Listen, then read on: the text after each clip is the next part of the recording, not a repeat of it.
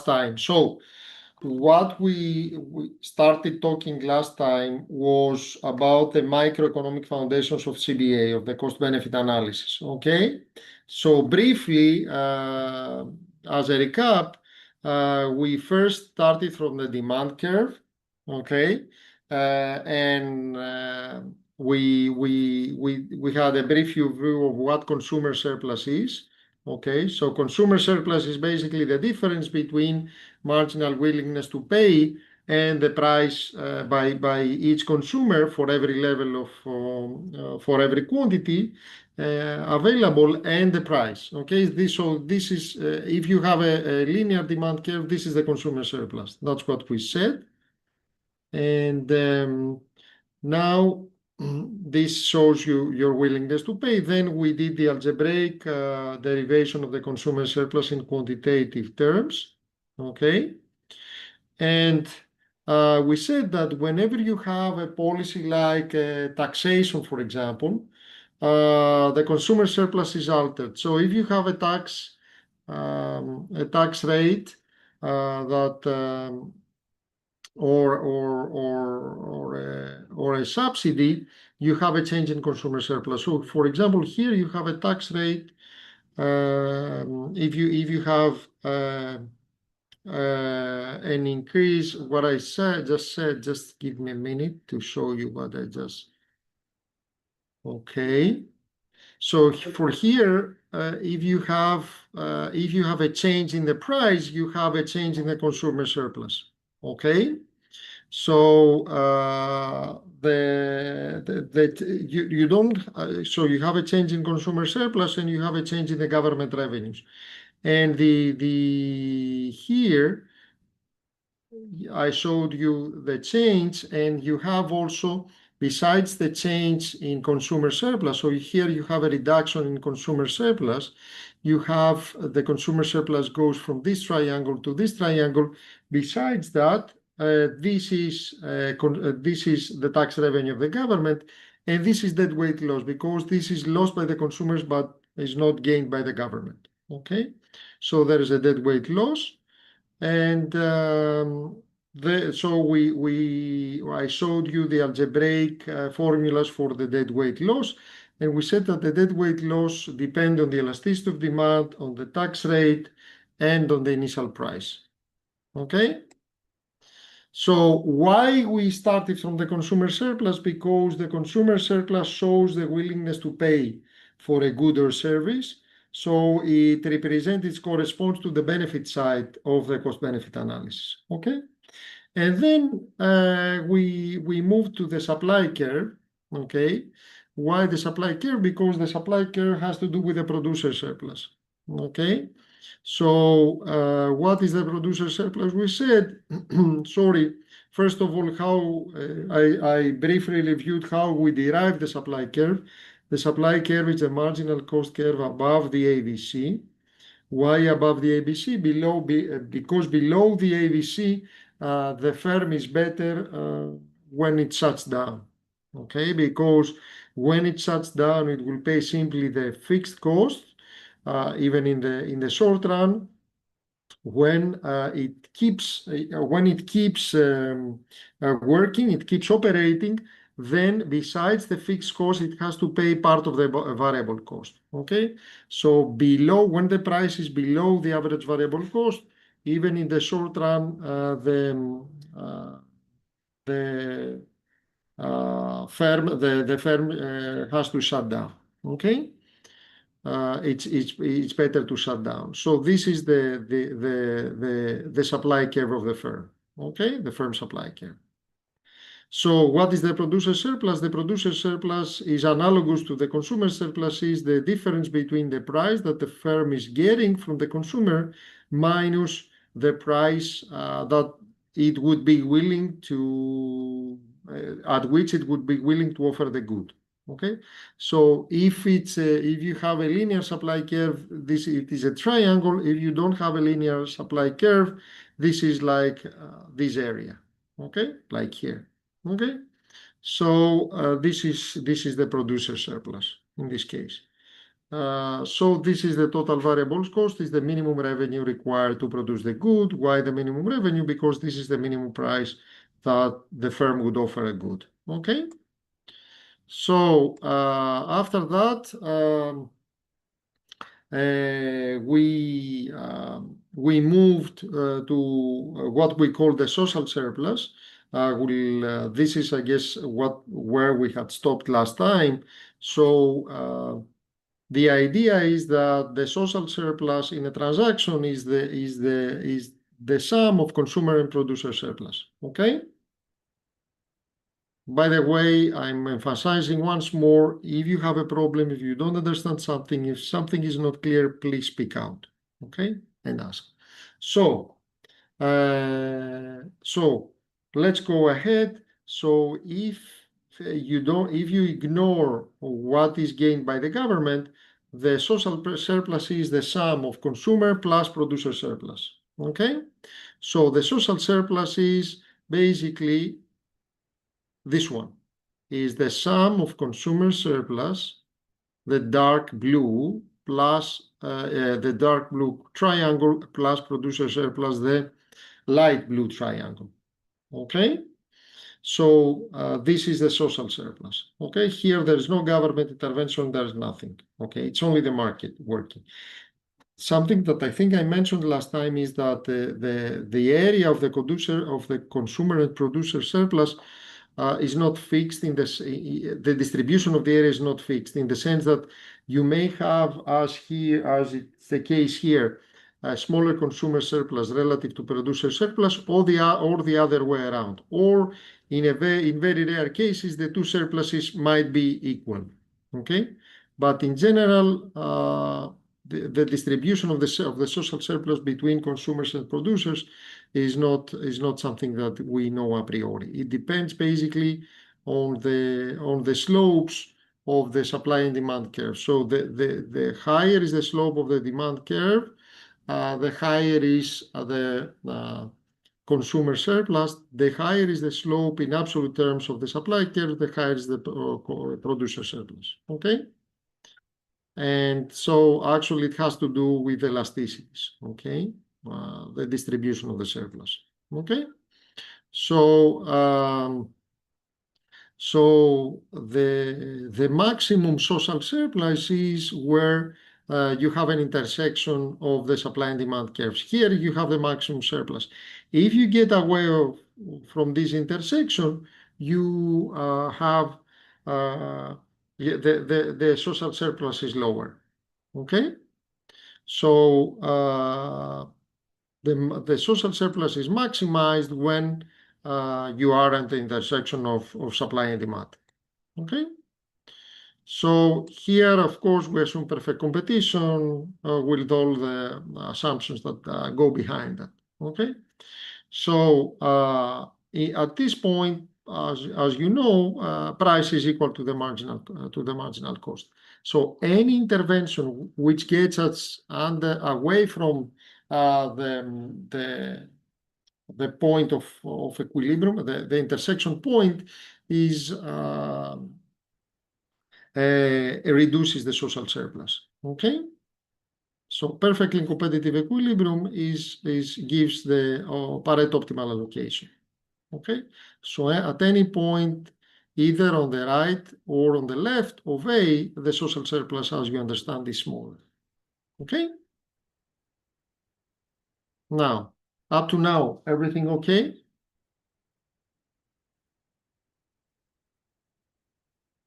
Okay. So just give me a minute.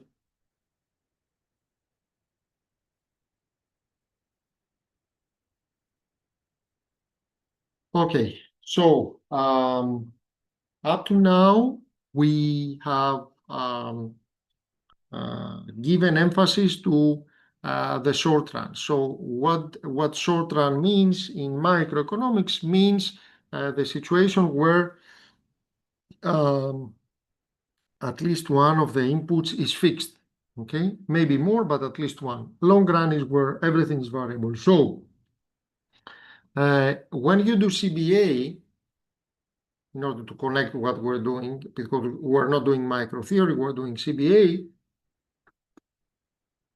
So CBA projects involve changes in fixed costs, and this should be taken into account. Okay, so it is possible that the producer surplus is captured by a specific production factor. For example, it may be land, it may be another production factor. So this surplus, which is what we call Ricardian rents, is called factor surplus. So uh, in order to examine this, we have to recognize that the producer surplus is the factor surplus, if it exists, plus the economic profits. Okay? Just to remind you, we're not talking about accounting profits, we're talking about economic profits. Okay? Okay? Okay. Now, the social surplus and changes in social surplus can be obtained by this. So this is social surplus. Social surplus is the sum of consumer surplus and producer surplus, and producer surplus is the sum of economic profits and factor surplus. Okay? So the change, in that sense, the change in social surplus is the change in consumer surplus plus the change in economic profits plus the change in factor surplus. Okay? Okay. So up to now, we have not talked about government surplus. Okay? If it exists. Okay? So when the government surplus is not zero, so if it exists, we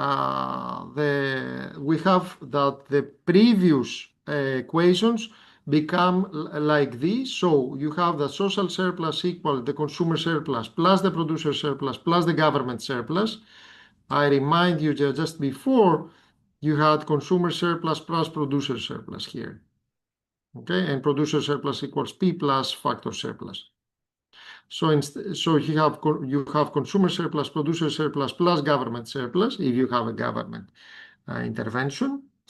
So the change in social surplus is the change in these three components of the social surplus. So change in consumer surplus, change in producer surplus, and change in government surplus. Okay?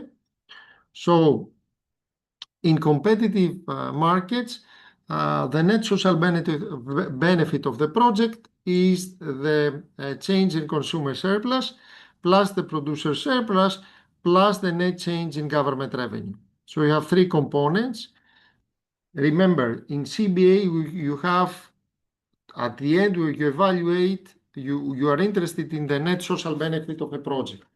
This is the change in consumer surplus, the change in government surplus, okay, plus the net change if it exists regarding government revenue.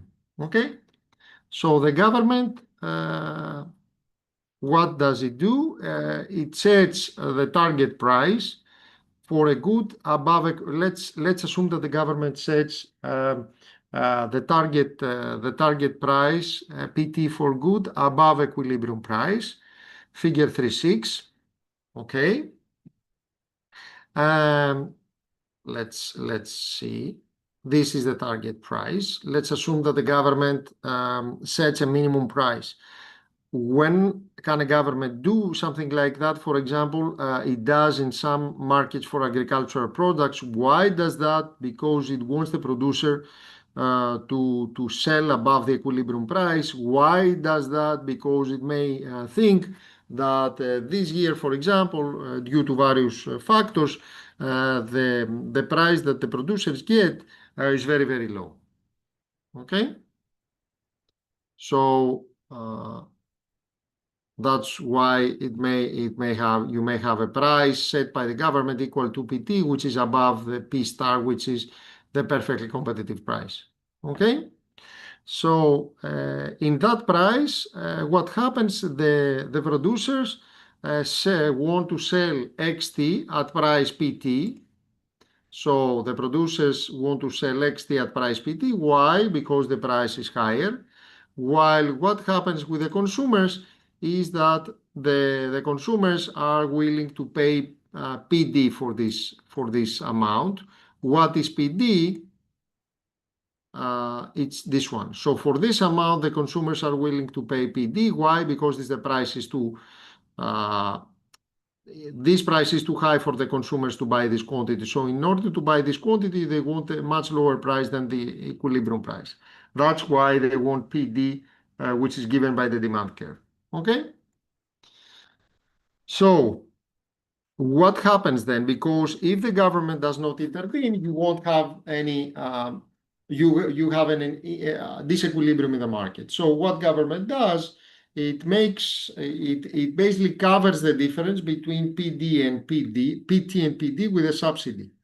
Okay, so the subsidy area is this one, PT DPD. So the subsidy area is basically, so it makes up for the difference again between PT and PD with the subsidy. So the difference between the government set price and the price that the consumers are willing to pay for this quantity is this one, PT minus PD. So what does the government do?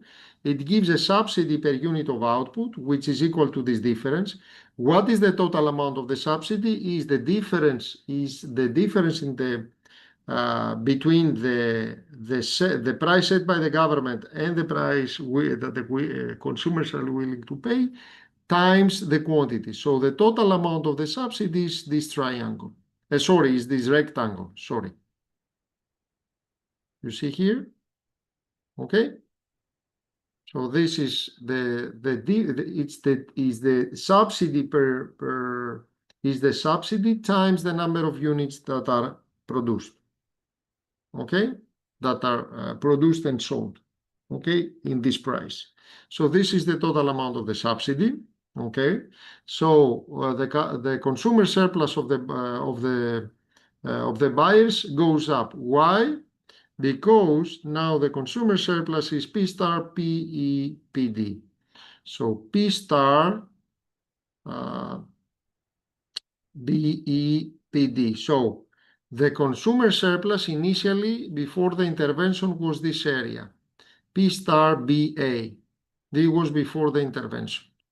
Why it was that? Because it was the marginal willingness to pay for every such quantity times the minus the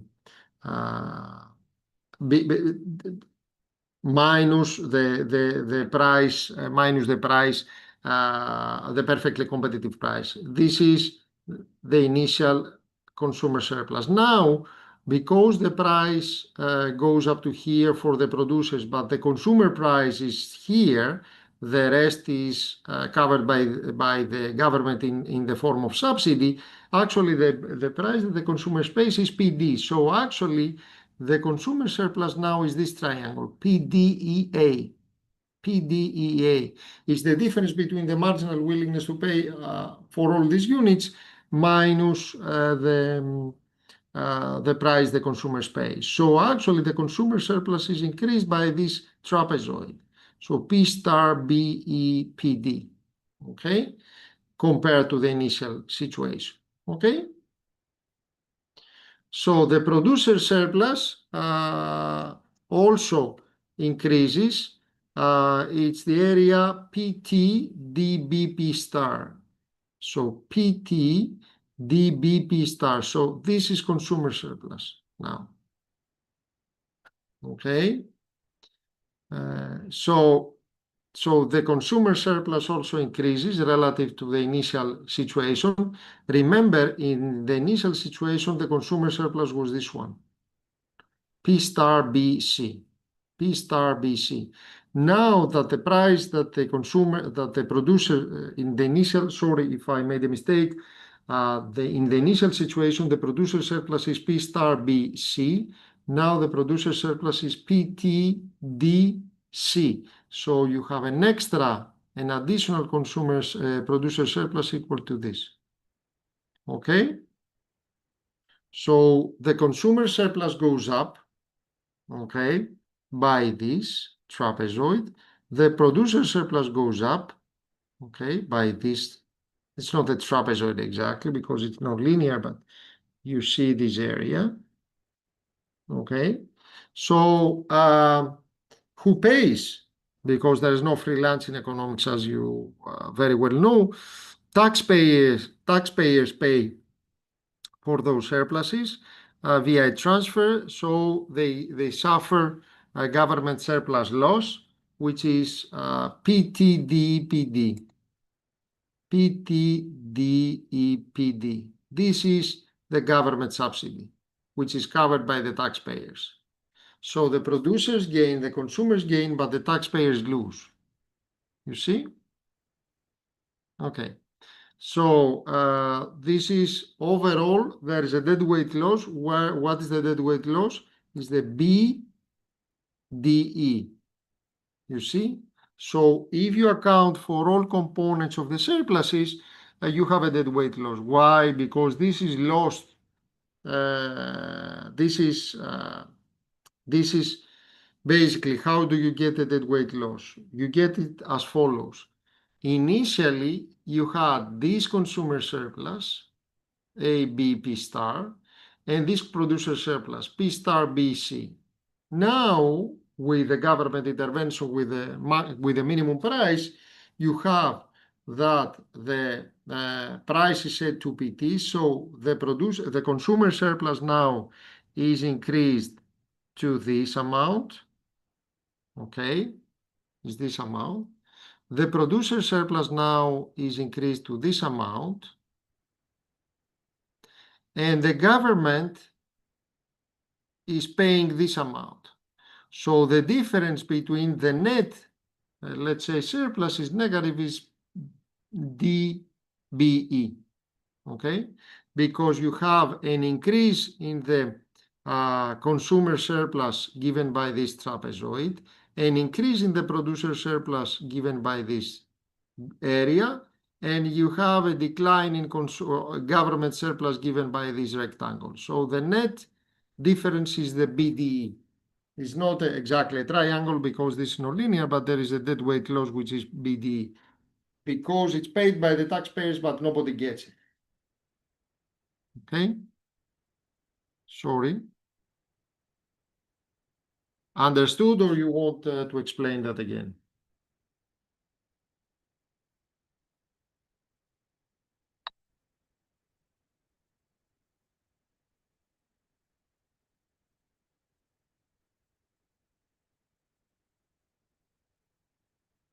Is it okay?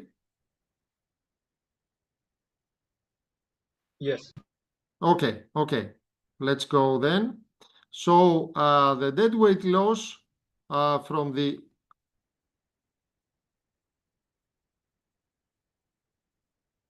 I don't know what you mean. You can. I don't know what exactly I mean. Anyway, the lecture is going to be online. Okay, so let's see now the deadweight loss from the additional dollar of tax revenue is the marginal, what we call it, marginal excess tax burden. Why is excess tax burden? Because it's in excess. I mean, it's in excess. I mean, it's taxes that are paid in the excess of the benefits that the producers that the producers and consumers receive. Okay, so in the example in 3.2 here, you have that. It costs $1.63 to transfer $1 from higher income people to lower income people. So you have a marginal excess tax burden of 0.63, but this is an efficiency cost, okay? Because basically what happens is that the gain from the government intervention of the consumers is this trapezoid, the gain of the producers is trapezoid, and the total cost for the government is this. So this is the marginal excess tax burden. Okay, the deadweight loss. Okay, and in this example is 63 pence. Okay, so taking this into account, the change in the social surplus is basically the social surplus is, I guess, again, consumer surplus plus producer surplus plus government surplus, but including the marginal excess tax burden. And the change in the social surplus is the change in the consumer surplus, the change in the producer surplus, plus the change in government surplus. So the size of this burden, of this loss, depends basically on the magnitude of the responses to the tax change, for example. Okay, so the extent to which the consumer purchases or work hours change due to the change in the taxes. Okay, so why? Because this subsidy in our example here has to be paid by taxes. Okay, this subsidy. The thing is, where do the taxes are going to come from? Where the taxes are going to come from? It can be consumption taxes, it can be labor taxes, it can be various types of tax. So the loss is going to depend on basically what is the type of tax that is going to finance this intervention. Okay. There are various estimates depending on the case. This is the estimates for the US are around 19 to 23 cents per dollar for federal projects funded by income taxes, and a little bit less for local projects funded by property taxes, because the local projects are mainly funded by property tax, the federal projects by income taxes. Okay, so here you see an example. Here you see households, you see the initial gross earnings, you see the net change in earnings because of the additional tax. Here you see the additional revenue. Here you see the transfer. And the net transfer is this, because this 270 minus 90 is 180, 270 minus 180 is 90, etc., etc. You see that the higher income households have a negative net transfer. You see the change in disposable income, okay, 155 here, 40, this is negative, okay, because you have a net change in earnings. The net transfer is 0, so it's minus 75. Here is minus 100, minus 90, minus 190. Here is minus 125, minus 100, and you add the minus 180, you end up with minus 305. So the total is this, if you have 5 households, and the change in real income, again, is this one, okay? So, and the total numbers for all the households are these. So you see that the initial earnings are here, the net change is this minus 375, the tax revenue is that, the transfer is equal by default to the tax revenue, the net transfer of course is equal to 0, because it's you add all these amounts, the change in disposable income, you add again all these amounts is negative, and the change in real income is this. So you have a redistribution basically. The transfer implies a redistribution basically. Okay.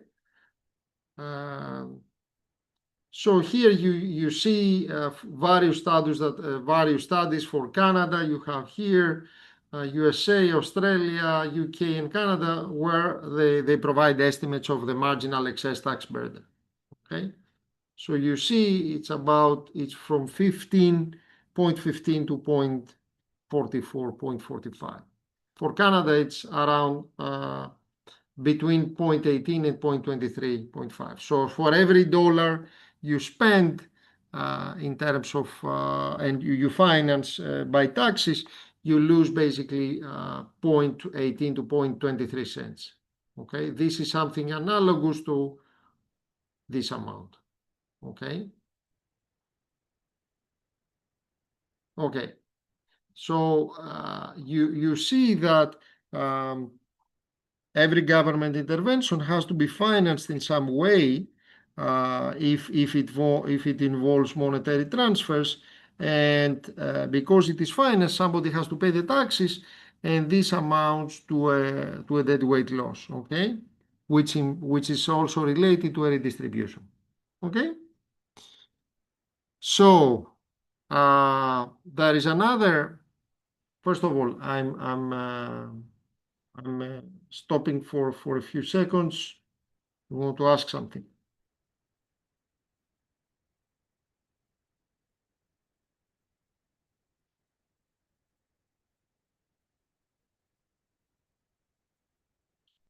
Okay.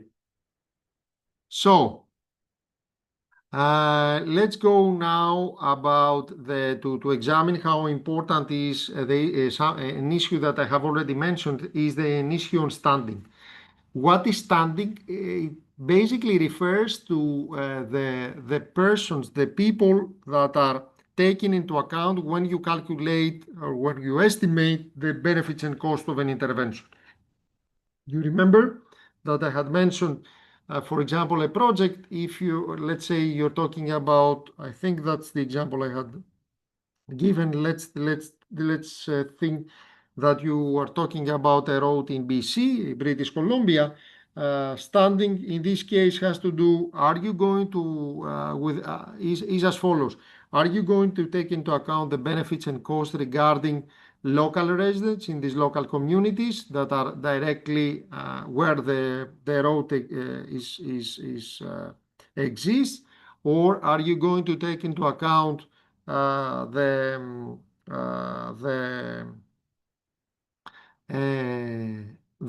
BC as a province? Are you going to take into account the whole of Canada, or are you going to take into account the whole of North America or the whole of the world? This is what standing is about, okay? So it has to do with the people that are, let's say, involved, that are affected, that you consider as affected by this policy intervention, okay? So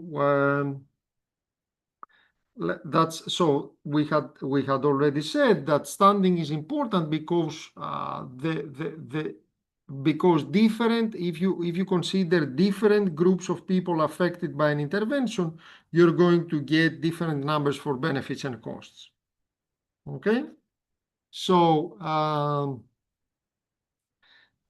let's see, let's examine this a bit in more depth. So first of all, there is an issue of the possible exclusion of social and acceptable preferences. So what is the issue here? We may decide, I'm not saying it's the correct thing to do, we may decide necessarily, but we may decide to use prohibitions to legal rights as a guide about prevailing social values and whether center preferences should have standing, okay? So you may decide, the policy advisor may decide that, okay, people with certain views are going to be excluded, for example, from the calculation with certain preference. So this is a critical issue, okay? We have to be very careful when we do such, when we are thinking of doing such exclusions.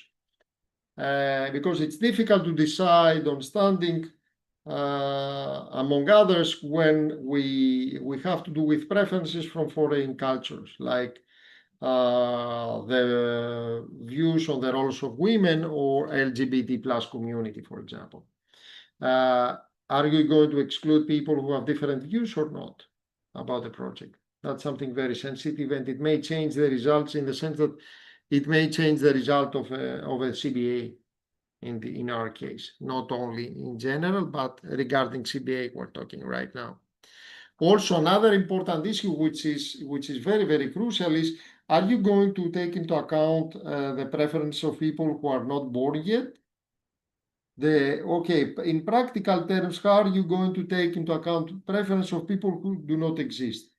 That's one issue. The other issue is if this project is going to affect the future generations, why shouldn't you take into account their preferences? Okay, but if you decide to take into account their preferences, how are you going to measure their willingness to pay? So a way out of this would be to, if we use the value of willingness to pay of people alive now, in order to take into account the preference of the future generations. Okay? In the sense, okay, behind this, we make the assumption that people who are alive now have similar preferences with people in the future, which is not certain, but it's a proxy. Okay? And also, most people today arguably care about future generations. They may not exactly give the same weight, but it's difficult to argue they don't care at all. Okay? So in that sense, we include interest of future in their evaluations. Okay? So these are issues around about standing that are very important because they may change the calculations in CBA. So now let's talk about welfare in general now. As we've told many times, CBA focuses on allocative efficiency. Okay, so this is the focus of CBA. So how do we do that? We measure benefits in terms of willingness to pay and cost in the same way, and we get the net benefit out of it. And that's the net benefit is the outcome of a CBA. Whether discounted or not, it's another story, but important, but another story, but that's the general idea. So, but when we're talking about welfare, welfare concerns acceptable locative efficiency. It may concern other things like equity, for example. So it is possible to move from measuring social surplus or changing social surplus to measure welfare. So how could we define welfare? We could define it as follows. The change in welfare is equal to change in consumer surplus weighted by, you see a parameter gamma, plus change in profits, economic profits, weighted by a parameter gamma p, and change in factor surplus weighted by a parameter gamma f, and change in government surplus weighted by a parameter gamma g. So in theory, we could assign weights to all these in order to get the change in welfare. But in practice, how are you going to set the values for the weights? So the easiest way to think is what we did up to now. We set them equal to 1. Okay? But the weight on government surplus, as I told you, should equal not 1, but 1 plus marginal excess tax benefit. Why? Because you have this welfare loss due to government intervention, because it has to be financed in some way. Okay? So it cannot be 1. You remember why? Because this is here. That's why the benefit, the weight cannot be 1. Okay? Okay. Now I'm going to explain a few things that are in the appendix of your book, because I think it's important to understand and know her. There in a sense they're a review of your micro theory, but because I want to make sure that I review all material in micro theory that you should know about in the context of the course, I prefer to do this to talk to you about this appendix. Okay, but this, as it's mentioned there, it has to do with the appendix of this chapter. Okay, so what we're going to deal with is we will examine when the consumer surplus is a good approximation of the willingness to pay and when it's not. Okay, in order to do that, we have to deal with the issue of compensating variation. Okay, so what is compensating variation for your micro classes you have done it in your micro classes, is the amount of money the consumer is willing to pay to avoid price increase, and it is amount that is necessary to get back to the consumer in order to get him or her to the same level of utility prior to the price change. So because that may at first sight may seem confusing, I'm repeating again, I'm going to explain it, and if you don't understand, please speak out, okay? So what is the compensating variation? Is basically the money that the consumer is willing to pay in order to avoid a price increase, okay? So in other words, you can say it in other words, is the amount that is required to get this consumer to the same level of utility that the consumer had before the price change, okay? So if there is a price increase, in other words, the consumer, because it moves to a different in different curve, loses utility. Okay, in order to get him or her to the same level of utility, you have to compensate them to compensate by giving some extra money. This extra money that is going to be given to the consumer is called compensating variation. I'm going to get a graph here to explain you, hopefully better, what we mean. Let's see. We have. Let's see the graph here. Okay. So here you have a graph where you have the indifference curve, the classical indifference curves, and you have budget constraints. Okay. So let's see what happens. Sorry.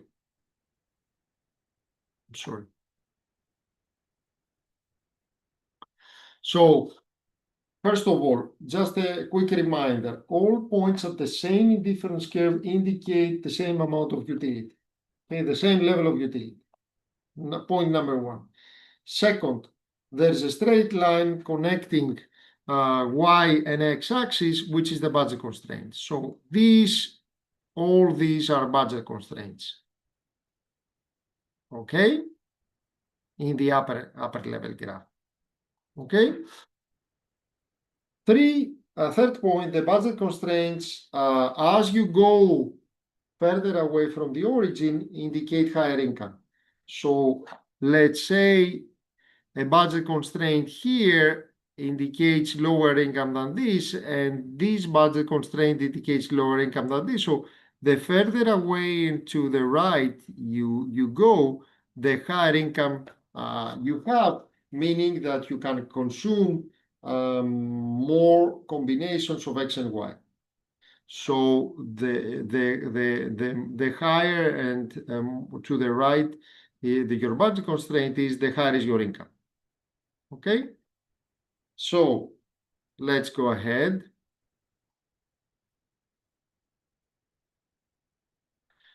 Also, indifference curves that are also pointing into the same direction, so further away from the origin and to the right, indicate higher utility. So basically what I'm saying is that this indifference curve has higher utility than this. This indifference curve has higher utility than this. This indifference curve has higher utility than this. This indifference curve has higher utility than this, etc. Okay? Sorry. Okay, so the more to the right and up you go, the better in terms of utility. The better in terms of income, the better in terms of utility. Okay? Now, what is the slope of the budget constraint? If you remember from your micro classes, the slope of the budget constraint depends upon the relative price of X and Y. Okay? So this is the slope of the budget constraint. Okay? Depends upon the price of X relative to the price of Y. Okay? So it's the ratio of the two prices, Px over Py. Okay?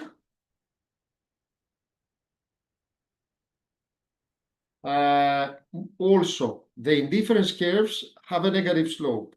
Why they have negative slope? Because in order to have higher utility, you have to have how can I say, you have to reduce the consumption of the one good, increase the consumption of the other. Okay, so that's why you have higher slope. Okay, sorry. So here as you go down here, you have the same utility, meaning you reduce the consumption of Y, you increase the consumption of X. Going the other way around, going from here to here, you have the same utility because you reduce the consumption of Y, you increase the consumption of X. Okay? That's why you have a negative slope in the classical when you have two goods. Okay? Also, the indifference curves are convex to the origin. Why? Because the marginal utility is diminishing. So basically, the more I get of a good, the higher is my utility. But for the same amount of X, let's say, the extra utility I get for every increase of X by the same amount gives me lower and lower extra utility. It doesn't give me lower utility overall, but it gives me lower additional utility, lower marginal utility. Okay, that's why the indifference curves are convex. Convex means that basically they have this slope. I mean, the slope in absolute value diminishes. They would be concave if they would be the other way around. Okay, like this way. Okay.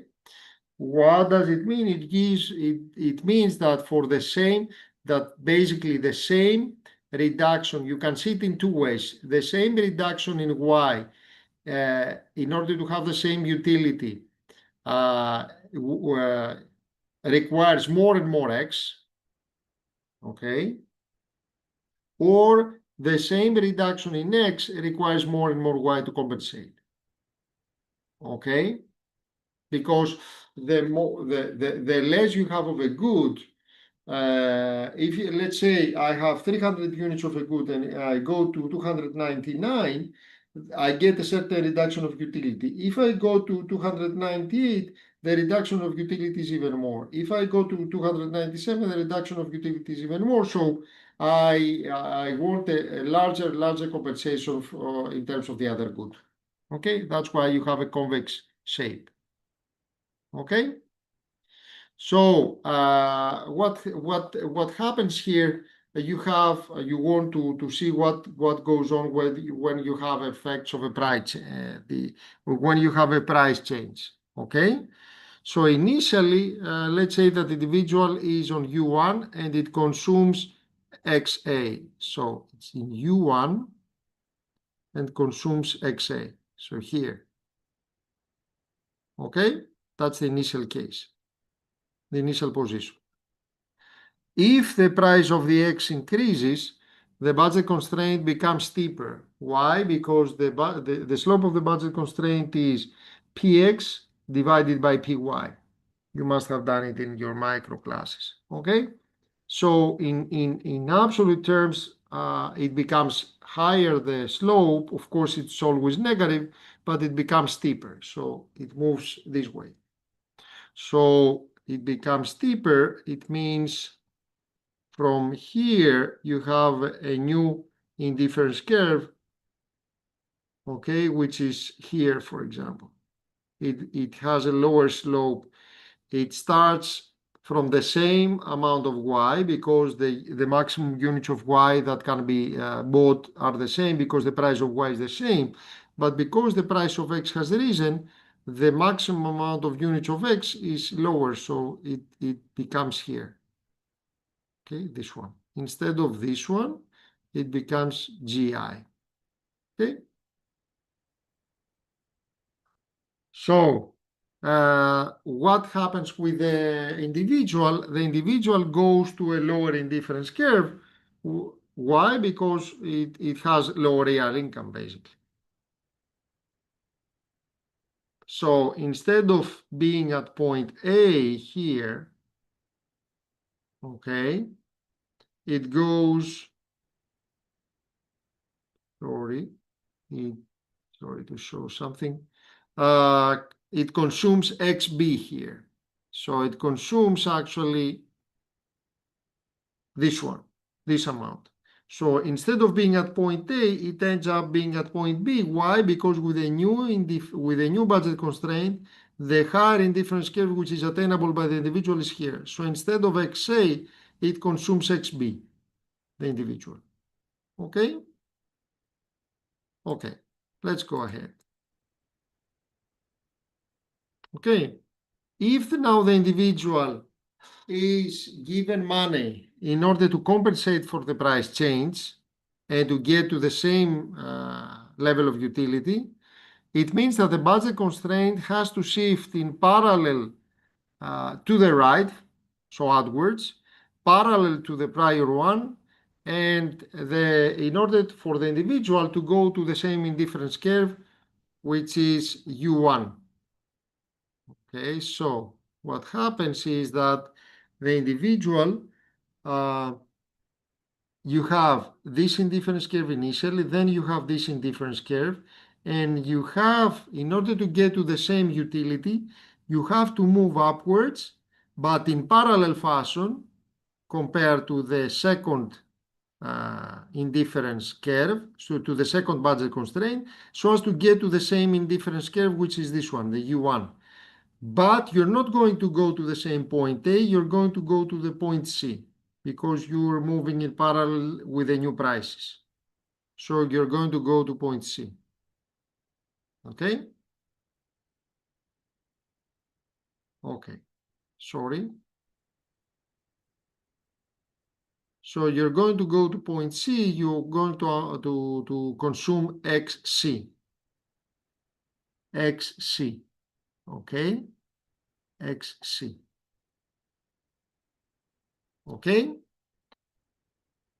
So what's going to happen? So you're going to go from XA to XC. This is a compensated substitution effect. Why compensated? Because you are in the same, you have been given compensation, the consumer has been given the compensation in order to get to the same utility. So here you're going from XA instead of XB, the individual goes to XC. This gives the same utility, but with lower consumption of X, higher consumption of Y relative to the initial situation. Okay? So this effect, this is the compensated substitution effect. Now, the fact that the consumption of X has in XC is lower relative to XA has to do now with the substitution because the X is more expensive relative to Y. It doesn't have to do with the income. The income effect is isolated, okay? Because you are in the same indifference curve. So this effect always causes the demand for a good to change in opposite direction from the price change. So the price goes up, the quantity demanded goes down. Okay? So here the price goes up, you go from XA to XC, finally the quantity demanded goes down. Okay? Is it okay, or you want some to explain something to you? Yes, Alvin. Could you explain on the diagram how can we distinguish between the income effect and the substitution effect again? Okay, basically, let's start from the beginning. You are at point A, okay? And you have an increase in the price of X. That means that instead the budget constraint goes from GH to GI. Why? Because the price of X goes up. So the maximum quantity of X which can be consumed goes down. The maximum quantity of Y is not affected. So you go from A, okay? If nothing is done, you go from point A to point B. Okay, so you consume less X, you go from XA to XB. Okay, this is the result, as you must have done in your micro classes, of two effects: substitution effect and income effect. What is the substitution effect? The substitution effect says that because of the price of X goes up, I'm going to consume less X and more Y. The income effect says that because the price of X goes up, in real terms, in purchasing power terms, I'm poorer, so I'm going to consume less of X and less of Y. So both effects point to the same direction regarding X, reduction in the quantity demand of X. Regarding Y, in theory, we're not certain what's going to happen because the effects the overall effect is ambiguous. Okay, because substitution and income effect goes in opposite direction. But regarding X, you are certain that it's going to be a consumption in X. Okay, now, in order now to basically isolate the substitution effect, what you do is you give an income which is enough in order to get you to the uh, same utility, the same utility curve, okay? And actually, in order to do that, you have to give the consumer so much income so as to get him or her to the same utility with the initial utility. But the consumer is not going to get to the same point because the relative price has changed of the two goods. So in that sense, you're compensating for the income effect. The substitution, the income effect is basically the movement from C to B, and the substitution effect is the movement from A to C. Okay? So this is how you distinguish between the substitution and income effect. Substitution effect has to do with changing the relative prices. So with changing the slope of the budget constraint, the income effect has to change with the fact that the budget constraint changes, moves inward or outward. Is that clear now or? Yes, it's clear. Thank you. Okay. So let's go ahead. So this is what we call the compensated substitution effect. This is a substitution effect after we have canceled out the income effect by giving a subsidy to the consumer so as to get him or her to the initial utility. Okay. So as I mentioned before, the change in demand, quantity demanded from XC to XB is income effect, which is due to the fact that the increase in the price of X reduces real disposable income. Movement from XC to XB, as I told you before. Movement from XC to XB, this is income effect, okay? And for normal, and the rest is a substitution effect. The substitution effect, I'm repeating again, is the change from XC to XA. Okay? Income effect is from XC to XB, and substitution effect is from XA to XC. Okay? So for normal goods, this causes the demand for the good to change in opposite direction from the price change. So when the price goes up, the demand goes down. The quantity demanded goes down. Okay? Now, if we know this information, which means if we know the old price of X, the new price of X, the amount of X the consumer demands at both prices, with and without the utility held constant, from the indifference curve, we can basically determine 2 points on two different indifference curves, on two different, demand curves. Okay?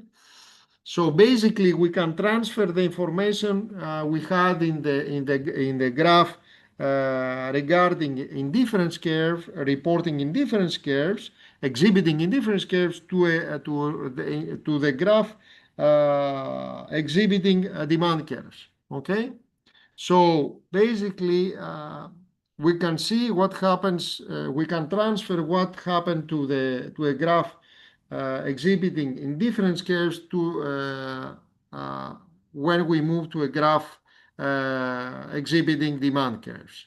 So if the demand curves are linear, we can determine both curves. So let's see what happens. First, we can determine what we call the Marshallian demand curve. Why Marshallian? Because Marshall devised it. So the Marshallian demand curve incorporates both the substitution and income effects. Okay, so by holding income, prices of other goods and other factors constant, this is the most usual, let's say, demand curve you do in your micro class. So that's the Marshallian demand curve, and the Hicksian demand curve holds utility constant like we did with this income transfer before, and incorporates only substitution effect. So due to the difficulty of holding utility constant, the Hicksian demand curves cannot usually be directly estimated, because what we see in the data are Marshallian demand curves, basically. What we can easily derive from the data is the Marshallian demand curve, because this incorporates both the substitution and the income effects. Because with the Hicksian demand curve, we need to isolate the income effect and have take into account only the substitution effect. Because in reality both effects take place, then there is difficulty in estimating Hicksian demands. So let's see the graph. Sorry, chat. Okay. So let's see the graph here. What I mean by Hicksian and here. Oh, sorry. I'm going to make it bigger. Sorry. Okay, I hope you see better now. You remember, we were at point A at the beginning, and after the price change, because the budget constraints move from here to here, we go into point B. And then giving income to the consumer so as to get him or her to the higher utility level, we go to point C. Therefore, movement from A to C was caused by the substitution effect.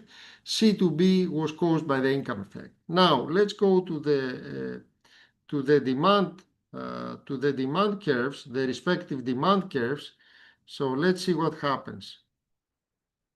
The Marshallian demand curve, which is this one here, that starts below here. So the Marshallian demand curve is the demand curve you usually do in micro. So what do I mean you usually do in micro is the demand curve that says, okay, if the price of X goes up, you move from A to B. So you move from XA to XB.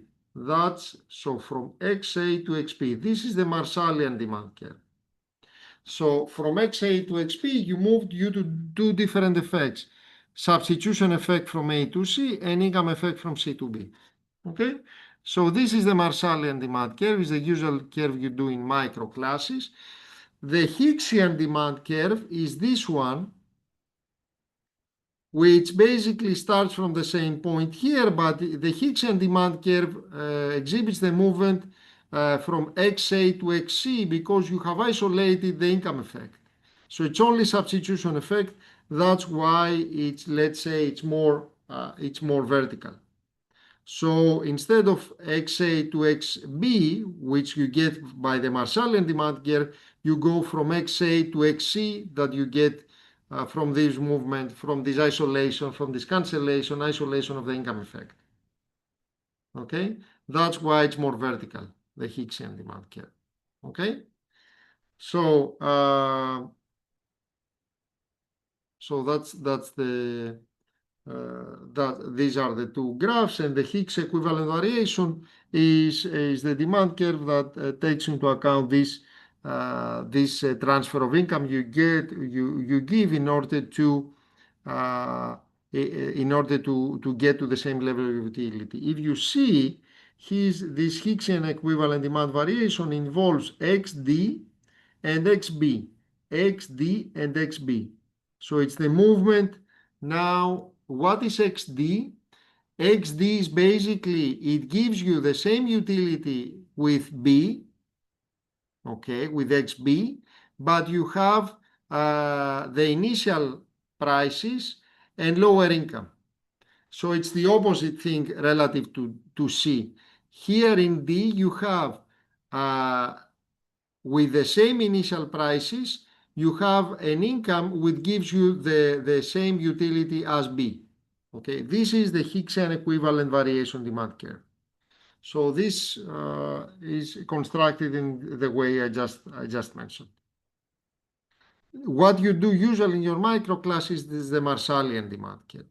For the Hickson compensated variation, you need exactly to compensate the income effect by giving basically an amount of income which is gives you the same utility as you had in the initial point.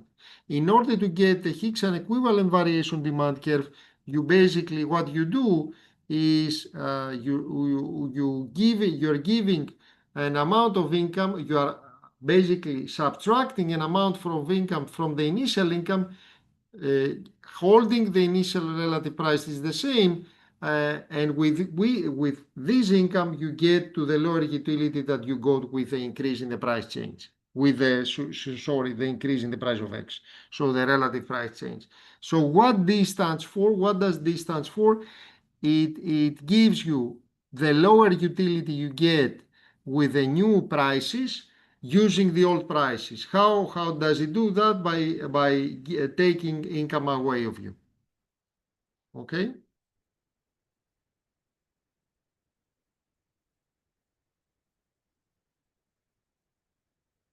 So, sorry. Okay, we did that. Okay. And as I told you, the Marshallian demand curves are the easiest to derive because we see them in the data. For the other types of demand curves, we cannot observe them directly because we cannot directly isolate income effects. Okay? So, what about the relationship between consumer surplus and compensating variation? So it is important.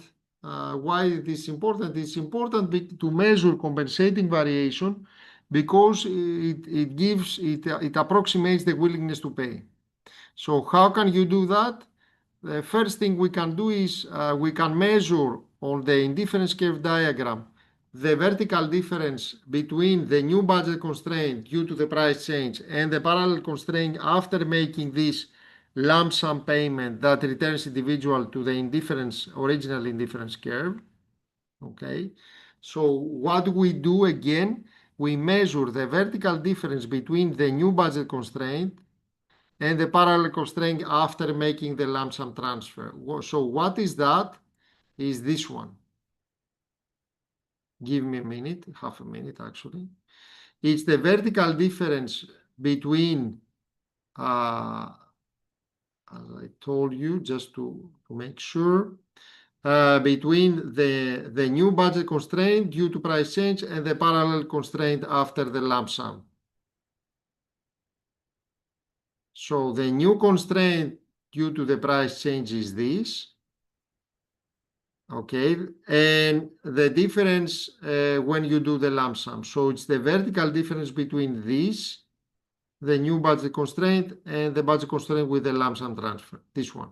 So it's the vertical difference between this is the equivalent variation. Okay? So it's because it's the amount of income that we need to give the consumer in order to get him or her to the initial position, initial utility, not initial position, initial utility with the new relative prices. So the vertical difference between the new budget constraint after the price change and the budget constraint we need to, which corresponds to the income, to the lump sum transfer we need to give the consumer to get to the initial indifference curve. This is the equivalent variation, the vertical difference between this one and this one. Okay? Okay. The second is we can measure this difference as the change in consumer surplus on Hicksian, what I told you before, Hicksian compensated variation demand curve. Okay, Hicksian compensated variation demand curve I showed you before. It's this one. Okay, this one is the variation that corresponds to the case where the variation that corresponds to the case where you basically have XD and XB. XD is this one and XB is this one. So here it's the point you're going to get with the new indifference, with the new prices. Here is the point where you have the same utility as you have with the new prices, but with the same with the old relative prices. Okay. So here, so this is so you can measure it as the change in consumer surplus on this demand curve. Now, as I told you many times, in reality, what you have is, based on your data, what you can estimate is the Marshallian demand curve. Okay? So, if you compute the consumer surplus on the Marshallian demand curve, this will be different than the Hicksian compensated variation demand curve. Okay? Because the income effect will be included inappropriately. Okay, so if you understand that the Marshallian demand curve is different than the Hicksian demand curve, so you compute surplus on the Marshallian demand curve, that will be different from the surplus on the Hicksian compensated variation demand curve. Why? Because the income effect will be included inappropriately because this is the way the Marshallian demand curve works. So if the price increases, the CS, the consumer surplus, is smaller on Marshallian than on Hicksian demand curve, and if its price goes down, it is larger. So these two consumer surpluses, it won't be, they won't be the same. Okay, you understand this because it's, you see, if you have a price increase, sorry. If you have a price increase, the CS is smaller in Marshallian than on Hicksian. You have a price increase, sorry. If you have a price increase, the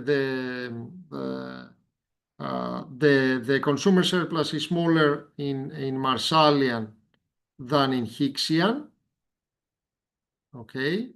And if you have a price decline, it's the opposite. So anyway, there's going to be a difference between the Marshallian and the Hicksian equivalent variation demand curve in terms of consumer surplus.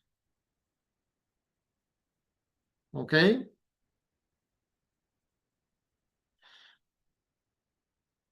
So the difference is usually small, but okay. And can be ignored in practice in the sense that it's usually small unless you have large price changes. Okay. When the price changes are big, then the differences between these two consumer surplus going to be big. Okay. So it cannot be ignored. So we have now equivalent variation as an alternative to compensating variation. What is equivalent variation? Is the amount of money that, if paid by the consumer, would cause him or her to lose just as much utility as price increase. Is what I just showed here before.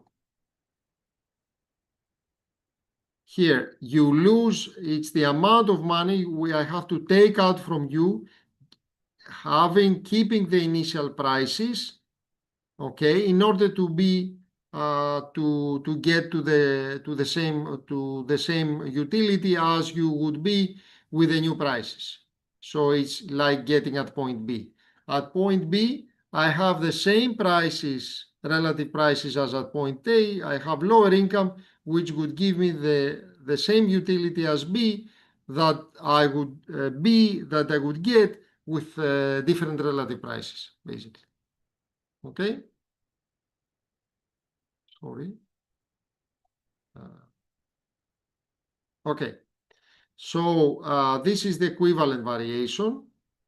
So in this case, the consumer would be on the same new indifference curve, new meaning with the new relative prices, as the consumer would be after the price increase. So basically, the idea is I take you income so as to get you to the same indifference curve as you would be with the price increase. Okay? So, given the information about the old and new prices along this new indifference curve and the quantity demanded under both prices, you can construct the Hicksian demand curve. Okay? Like Hicksian compensated variation demand holding utility constant. Okay? Okay, so this is the Hicksian demand curve that can be constructed here. Hicksian compensated demand curve that I talked to you before. Okay? So Hicksian demand curve goes through XC, okay, and XA. XC and XA. Okay?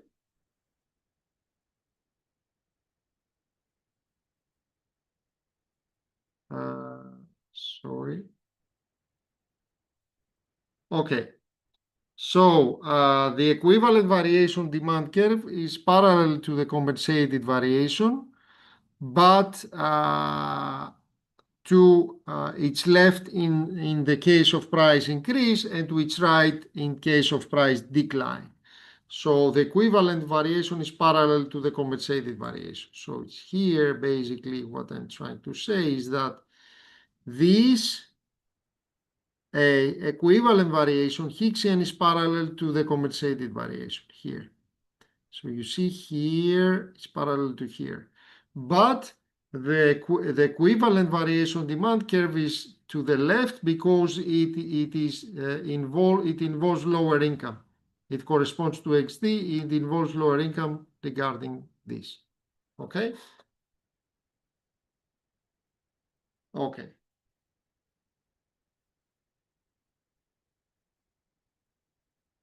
So the equivalent variation that comes about when you have a price increase is smaller than consumer surplus measured by the Marshallian demand curve, while the opposite is true of compensating variation. So the compensating variation is bigger than consumer surplus measured with Marshallian demand curve. So what we're saying is that the equivalent variation is smaller than consumer surplus using Marshallian demand curve. So equivalent variation is smaller. Sorry, equivalent variation is smaller than the consumer surplus. So let's see what goes on. Equivalent variation is smaller than consumer surplus by the Marshallian demand curve. Okay, because it's more here, consumer surplus is here, while the other is here. Okay, when you have a price increase. Okay.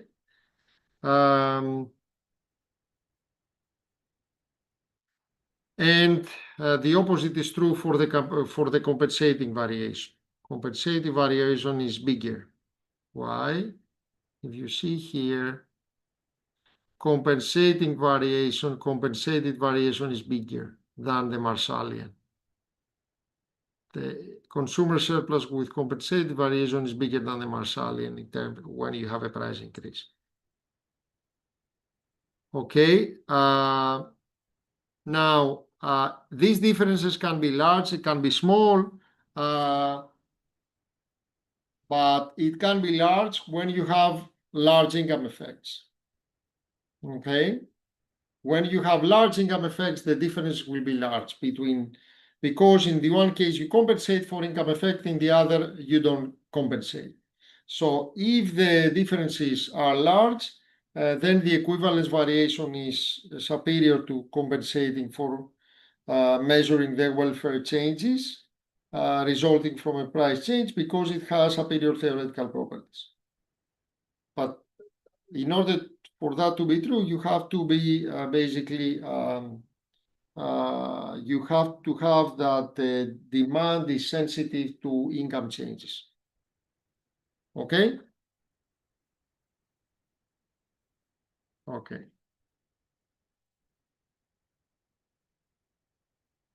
So this is basically, it was a bit theoretical, but I guess it reminded you quite a lot of micro theory, but it was necessary in order to see what in practice, how in practice we measure compensating equivalent variation and what are the differences between them, which is larger, which is smaller, and when the difference matters, when it doesn't matter. So basically the idea is if you want to keep something out of it, something short out of it, the idea is that if you have large income effects due to price changes, meaning if you basically have large price changes plus you have a large income effect due to the price change, so the demand is sensitive to income, in other words, then it matters whether you're going to measure the willingness to pay, giving estimated compensating variation, equivalent variation, or the most usual Marshallian demand curve that you can observe much more easily, or you can estimate much more easily, rather based on observed data. Okay, so questions?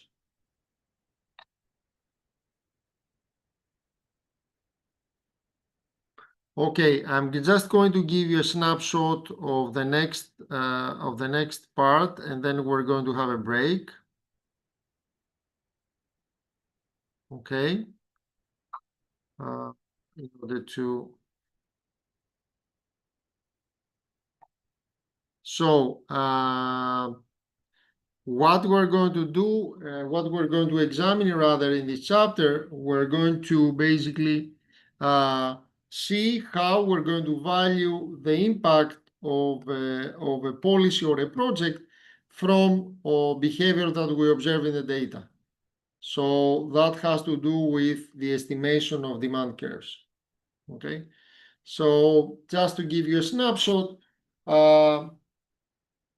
what basically we're trying to do when we're conducting a CBA is we're trying to see what is the change in the social surplus, to estimate the change in the social surplus.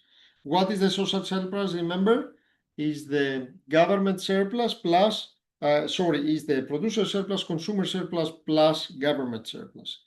So the changes in social surplus, as we told before, are represented by areas, often triangles or trapezoids, or areas more, let's say, irregular when you don't have linear demand curves, but areas which are bounded by supply and demand curves. Okay, so measurement of changes in social surplus is straightforward when we know the shape and the positions of the supply in the relevant market before and after the policy change. Why? Because if you know that the supply, where's the supply, then you can trace basically the demand much better. Okay. The problem is that in practice, because in order to trace the demand, imagine you have a demand curve here. In order to trace the demand, because all you see is equilibria, so equilibrium points. In order to trace the demand, you have basically, in some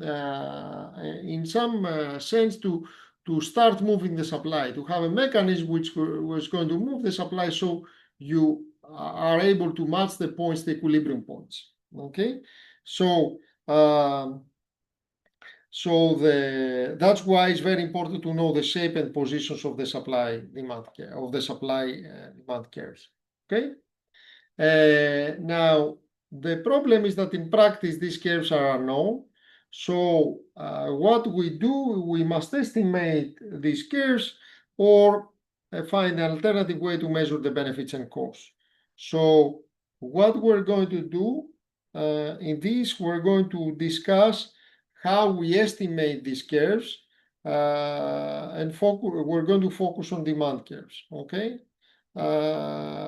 We're going to say very few things about regression analysis at the end of the chapter. So what is the idea? Again, we have to measure change in social surplus in order to evaluate the benefits and cost of a CBA. Changes in social surplus have to do with areas that we had before. You remember? Basically, we had, you remember the previous graph, you see, you have to estimate areas like this, okay? Here is the deadweight loss, here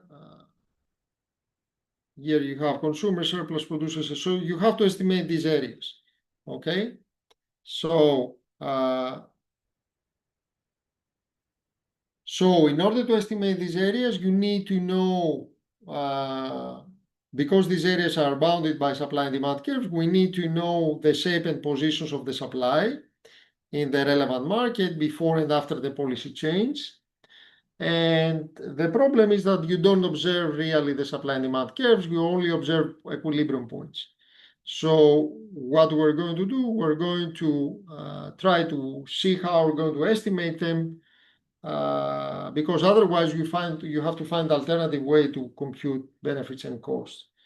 And what we're going to do, we're going to discuss the estimation of this, focusing at the beginning on estimating the demand curves. And at the end, we're going to talk about regression analysis, but very, very basic few things.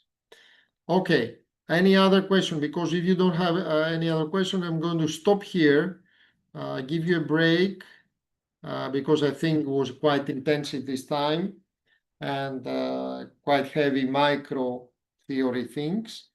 We're going to be back in around 22 minutes. Any questions? Okay, so take a break and we'll be back in about 12:20 approximately. Okay, I'm not stopping the meeting, okay, but I'm just leaving it as it is. Okay.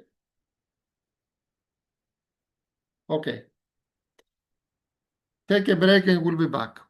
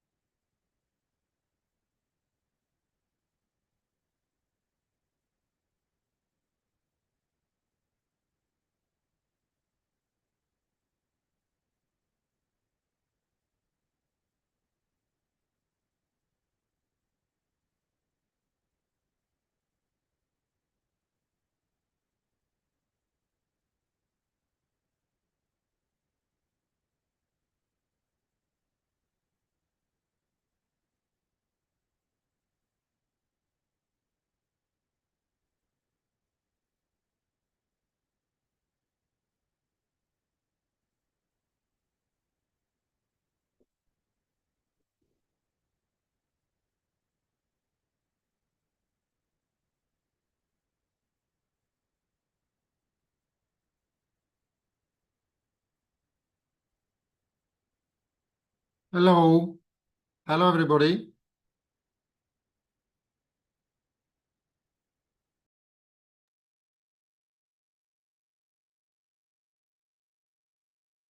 Do you see me? Do you hear me?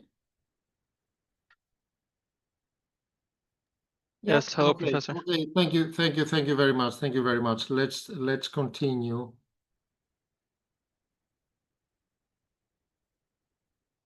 Okay. So, okay. So, let's go ahead with from where we left off a few minutes ago.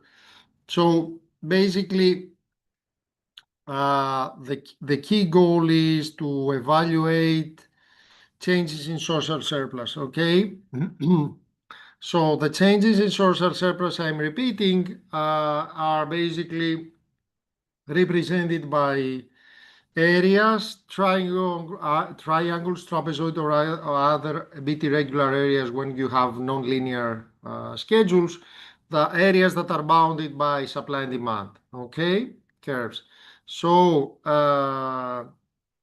it's easy to measure changes in social surplus, which it's the basic input in a CBA, when we know basically the functional form, the shape, and the position of the supply and demand curves before and after the policy change. However, as it's usually the case, sorry, these curves are known. So what do I have to do? We must estimate them or find alternative ways to measure benefits and costs. So what we're going to do now, we're going to see how we can estimate demand curves. Okay. So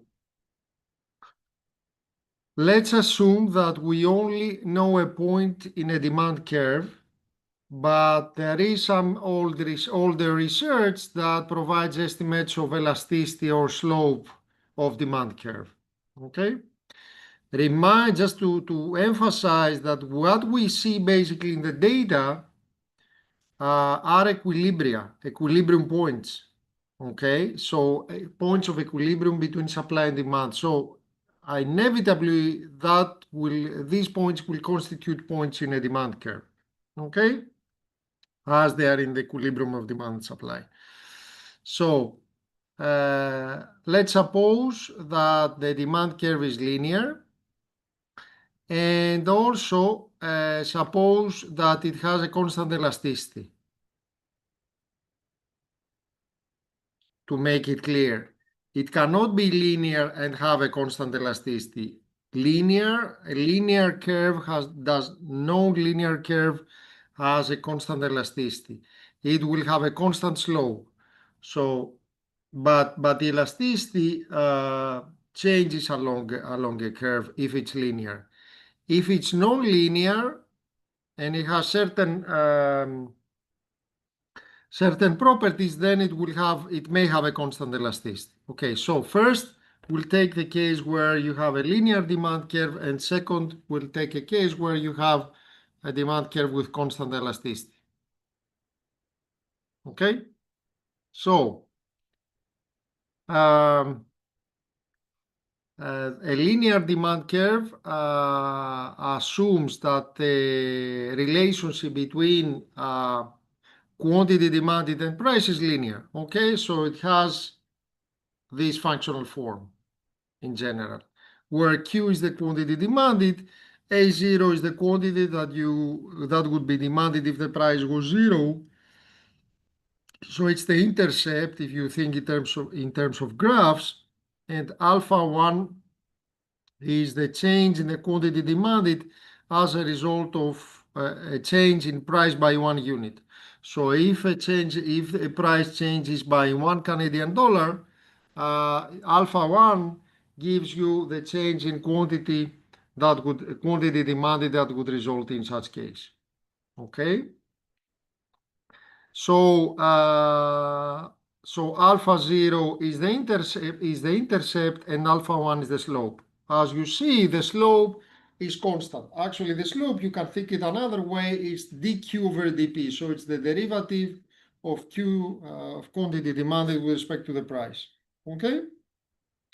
Now, if we know one point on a demand curve and its slope, then you can compute the other points very directly. Okay? So this, because you know one point, you know the slope, so you can, let's say the slope is here, you know one point, you put that here, and you have the whole demand curve. Okay? You can compute it. So if a demand curve is linear and we have an estimate of its elasticity, we also need to know the price and the quantity. You remember, because what is elasticity? Elasticity is the slope times the price over quantity. So the slope, if the demand curve is linear and the slope is linear, then the slope is constant. And you have the elasticity, and because you have that the slope times the ratio of price and quantity is equal to the elasticity, you have also to know the price and the quantity at which the elasticity is calculated. Because if you remember, if you have a linear demand curve, the elasticity varies around the curve. It depends on the slope, which is constant, but it depends on the ratio between price and quantity. Okay, so if you know the slope and if you know the elasticity, you need to know P over Q, basically. Okay, in order to be able to exactly graph it and find exactly what it is. So here, sorry. So here you have a case where you have a price, you have a demand curve, which is the marginal benefit curve or willingness to pay curve. You have in the vertical axis you have the price, in the horizontal axis you have the quantity, and here you have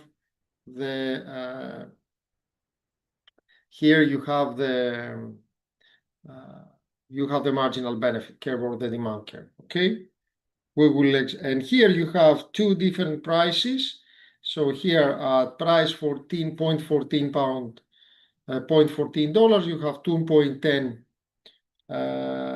2.10 pounds.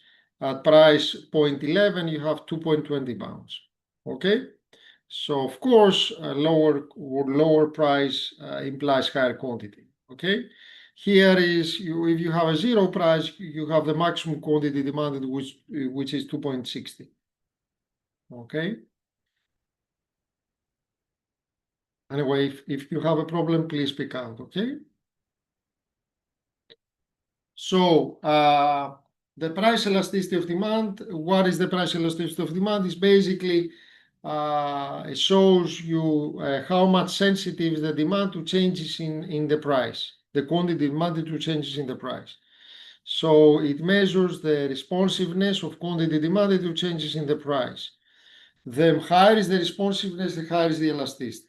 Okay, so for a linear demand curve, the price elasticity of demand is the slope, which is alpha 1. If I show you before, is alpha 1. Here's the slope, dq over dp. Sorry, is alpha 1 times p over q, as I said to you before. Okay, so that means that the elasticity change over as the slope goes, as we move along the curve, because p and q change. So if you have a linear demand curve, you have a constant slope, but you don't have a constant elasticity, because the elasticity also depends on P over Q. It varies with both price and quantity.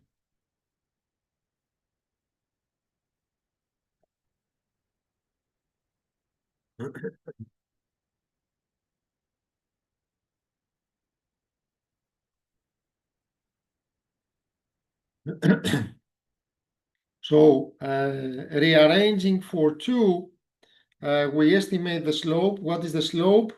If you solve here for alpha 1 equals ED times Q over P, because that goes to the left side, or okay, to the other side. Okay, so if we know the elasticity ED and P and Q, so you know Q over P, you can use these for 2 or for 3 to estimate the slope.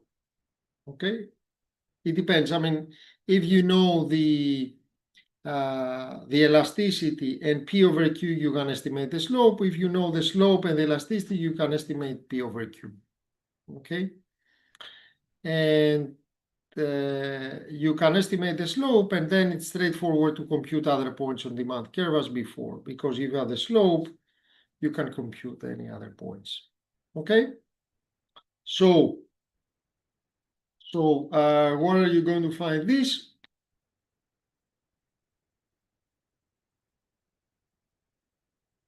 In some cases, slope and elasticity, you can get estimates of slope and elasticity from prior research, from previous research in this market. Not always, but sometimes. When this is true, then you must consider, not most, of course, this is must, this is a typo, possible internal and external validity problems. For example, how valid is the estimate, and internal, how it was measured and computed, the estimate, and can be used in this instance because it was used in another instance. This is an external validity issue. Okay, so how similar the external validity has to do with the following. You have an estimate from a previous study. Can you apply this estimate to this study? That's an external validity issue. The internal validity is, okay, this estimate in this previous study, was it done correctly, or there are some issues there? Okay. So this is the case. That's the case where you had a linear demand curve, so you had a constant slope. Let's go to the case where you have a constant elasticity. So in order to have a constant elasticity, you cannot have a linear demand curve. As I told you, along a linear demand curve, the slope is constant, but the elasticity varies. So you have to have a nonlinear. One functional form that satisfies this condition is what you see in 4.4. Okay, so where Q is equal to beta 0, it's a Greek letter, it's vita, it's not beta, it's vita, the correct pronunciation. So it's vita 0 times P raised to the vita 1. So in this case, Q is the quantity demanded, P is the price, vita 0 and vita 1 are parameters. Okay.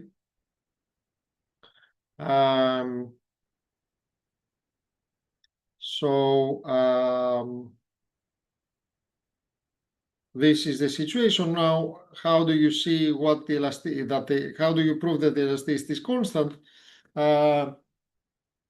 Let's see. Because there is an exponent, you can take natural logs.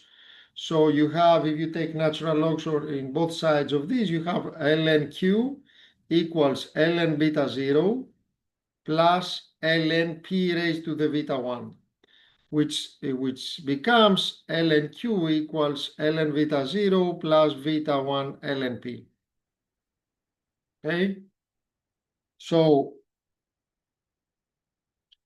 we see immediately that because the elasticity is the percentage change in QD divided by the percentage change in P, if you take that, you have that you can express it in a different way as the the rest of the logs. Okay, so you see that here, because you have logs, you can see that this curve, this is linear in logarithms. Okay, so beta 1 is the slope, and it equals the price elasticity of demand. So in order to have a price elasticity of demand, you need actually to have an equation which is linear in logs and can be, of course, be converted to an exponential of this type in levels. Okay.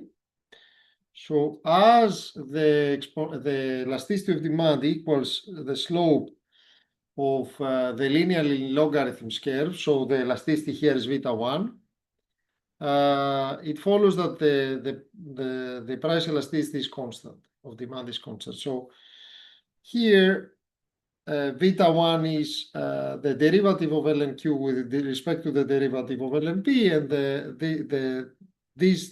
the rest of these derivatives is the elasticity, therefore beta 1 is the elasticity. Okay? So the elasticity, the price elasticity of demand is constant, therefore it's called isoelastic demand curve in some cases, or isoelastic demand function.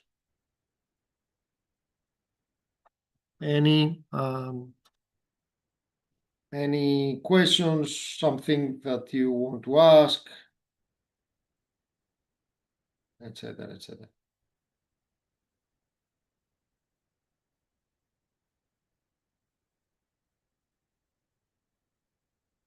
Okay. Okay. So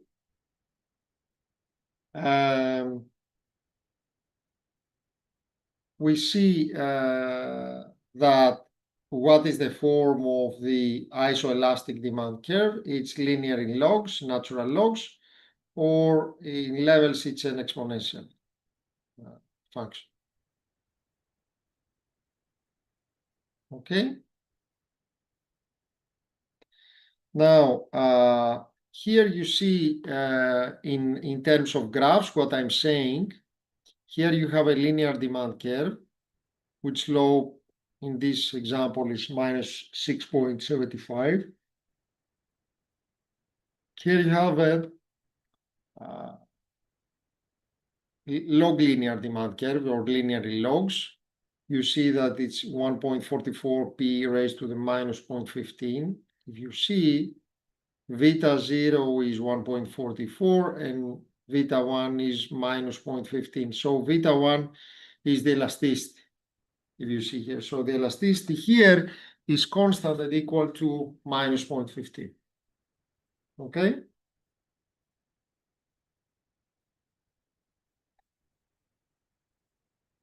So given one point on the constant elasticity demand and an estimate of its elasticity, we can plot the curve, of course, because remember, if you have one point here, let's see this point or another point, and an estimate of its elasticity, so we know the functional form, then you can easily plot it because you can find the other points. So in order to compute changes in social surplus, which is the objective that we have to achieve in order to, let's say, how to say, in order to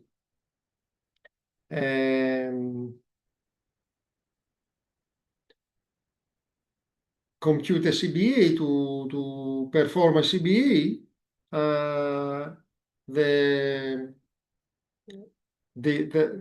so the area under the constant elasticity demand curve from Q0 to Q1, let's see, Q0 to Q1, let's any points here, is given by this this equation. It's 1 over beta 0. Okay. Beta 0, remember, is this one. 1.44 in this case, raised to 1 over beta 1, Q1 raised to rho minus Q0 raised to rho over rho, where the rho is this equation 1 plus 1 over beta 1. Remember, beta 1 here is minus 0.15.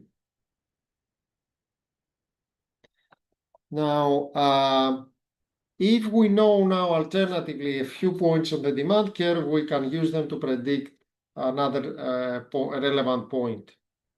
Okay. There are a few points that we need to have into our minds when we do this job.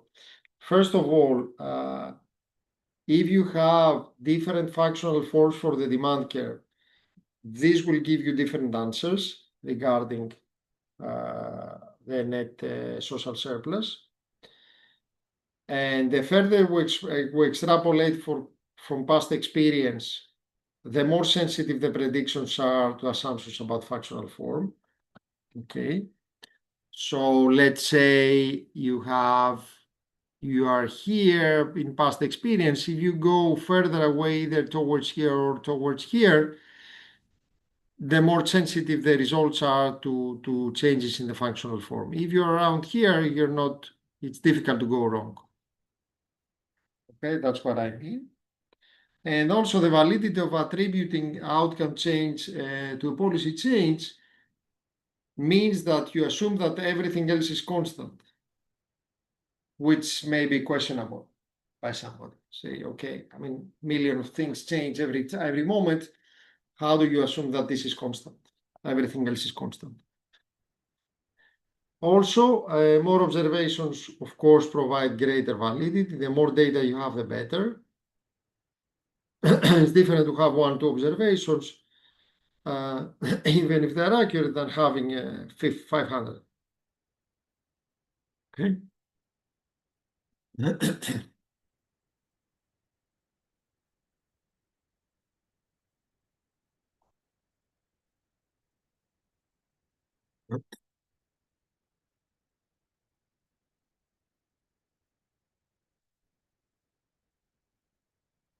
Here you can see, if you are close to here, even if you have non-linear or linear demand curve, it doesn't make much of a difference.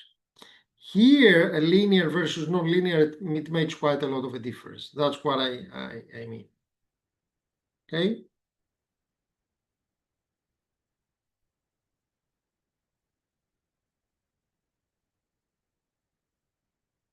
So if we have many observations of prices and quantities, then you can apply econometrics to estimate the entire demand curves. Okay. How many of you have done econometrics before, just to have an idea, so as to give some emphasis to certain points? Can you give with your names if you have done any econometrics before, just to have an idea, so as to point more or less emphasis to something? I'm not assuming you have done econometrics. I just want to know if you have done, so as to give more emphasis to certain points than not. Can you write in the chat yes or no, just to have an idea of what's going on?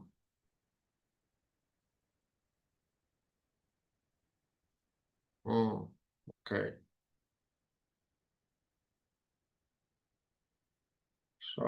Okay. So quite a few you have not done econometrics. Any case. Okay.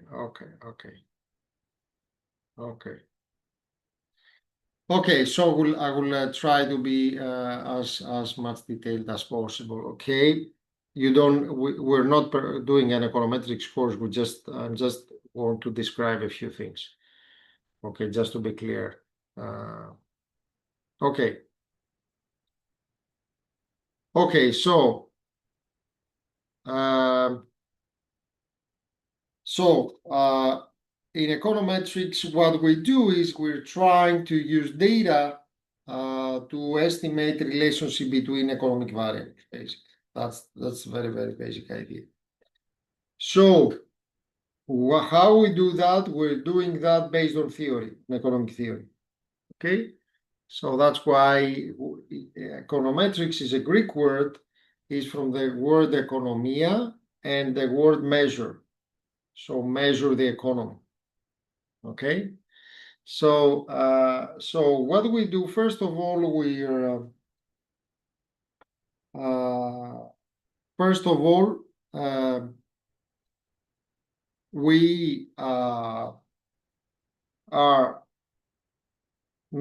we're devising a model. We proceed with a model specification, as we say. So based on theory, we include in the model or the explanatory theoretically relevant variables. Okay. So based on theory, for example, quantity demand, it depends on the price of the good, price of complements, price of substitutes, income, etc., for example. Okay. So you have to include not only the explanatory variables you're interested in, but all variables that are relevant according to the theory. Okay? You may not include the price of substitutes or complements if you want to ignore them, or if you believe they don't have strong effects. But if you want to have a complete model, you include all of them too. Okay? So if you exclude some variable which is theoretically important, that's one form of specification errors that will create biases that will make you estimate strongly what's going on with the remaining variables. So the values of the remaining variables. So you have to include all variables that according to the theory are relevant. Okay? That's one thing. Second is you have to use the correct functional form. That's a big issue. How do you know the correct functional form? Okay.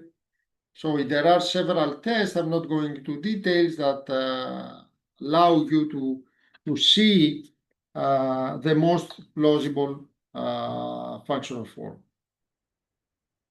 Okay. So so that's the second step. Now that's regarding specification. Okay.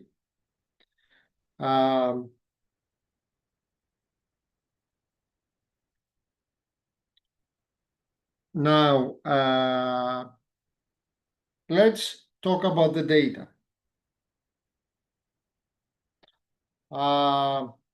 Sometimes you create your own data, but sometimes you take data from other sources. So let's see what's going on here, because that's very important. So in some cases you have the resources and you have the time to collect data yourself. But in many cases you don't have either the resources or the time. So in order to do the estimation, to estimate the demand curve that we want to do, is you have to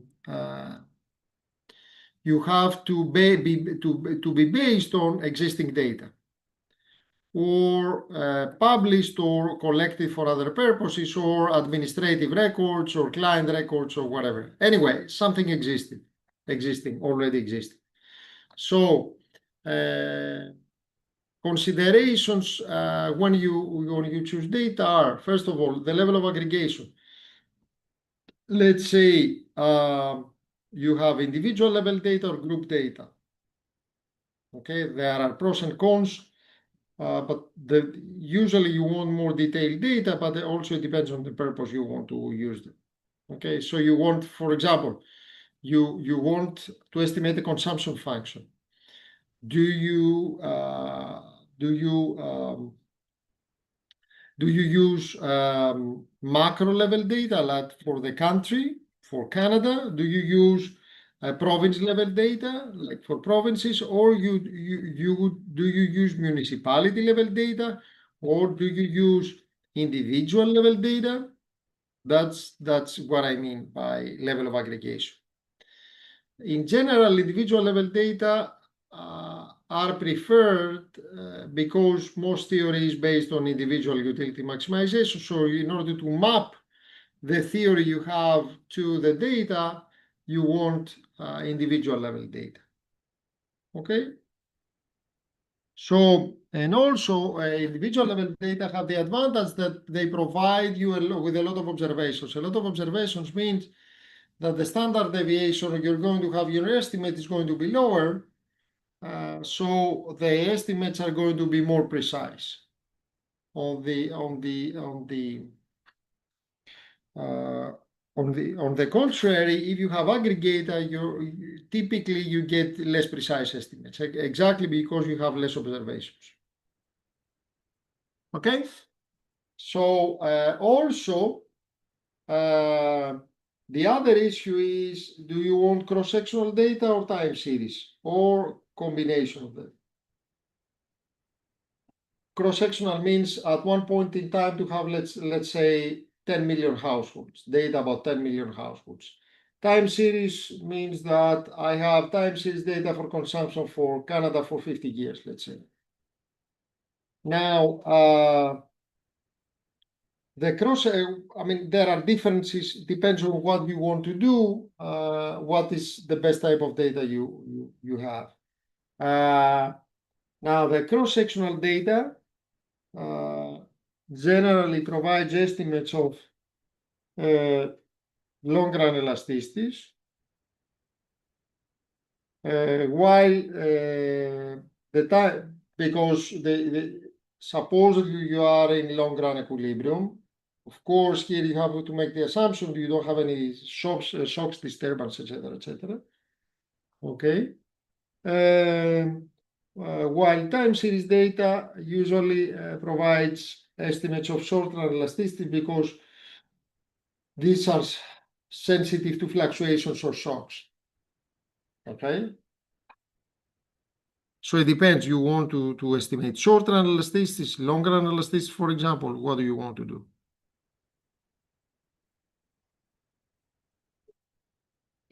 From theory, we know that short-run elasticities are generally smaller than long-run elasticities. Why? Because in the short run, there is less time for consumers to adjust to new prices. Okay? I mean, if the price of, let's say, a good increases today, most likely you're not going to increase to decrease quantity right now, but over time you're going to do it. Either because of inertia or because of you don't want really to change quantity, but so initially you expect you're not sure if the price change is going to be permanent, so you may hold on to this quantity for some time and then decline and then decrease the quantity you buy of this good, for example. So that's why the short run elasticities are generally smaller than long run ones. That's one thing. The second is that when you have a cross-sectional data, you have usually the problem of heteroscedasticity, so the error terms have different variances. So the error terms are terms in econometrics and in statistics that are basically stand for influences that either you don't have data about, influences on the quantity demanded in our example, either you don't have data about, or there are shocks, random shocks that you cannot predict. Okay. So cross-sectional data suffers from heteroscedasticity, so you have to take into account this problem and you have to adjust the variances of the errors you get so as to get better estimates. I'm not going to go into details, it's not a econometrics course. So time series data, on the other hand, have the problems of autocorrelation. So errors may have constant variances, but are correlated over time. So the shocks today are correlated to the shocks yesterday, they correlate to the shocks 1 year ago. So both problems, both heteroscedasticity and autocorrelation can be tested. So we can test formally we will have heteroscedasticity or autocorrelation. And we can correct them using specific estimation methods like generalized least squares instead of ordinary least squares. Anyway, we can use estimation methods that correct for these problems. Also, as I may have told you, may not, it is possible to have, instead of time series or cross-section, we have pooled data. So both time series and cross-sections. For example, data on consumption of alcohol over time into many provinces in Canada, into all Canadian provinces. Okay? These, if you have variation both over time and over cross-section, increase the number of observations, so it increase the information we have, and that's a good thing because the more information you have, the lower are the standard errors. But on the other hand, it requires more complicated econometrics to deal with it. Okay? Up to now, these things, because for those of you who haven't done econometrics, maybe seem a bit complicated. Is this understandable?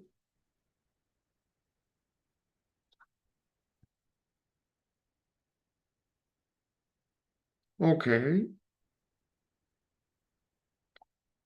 So one thing, so when we're estimating the demand function, for example, one issue is the model specification. The second issue we talked about is the type of data that you have. Sorry.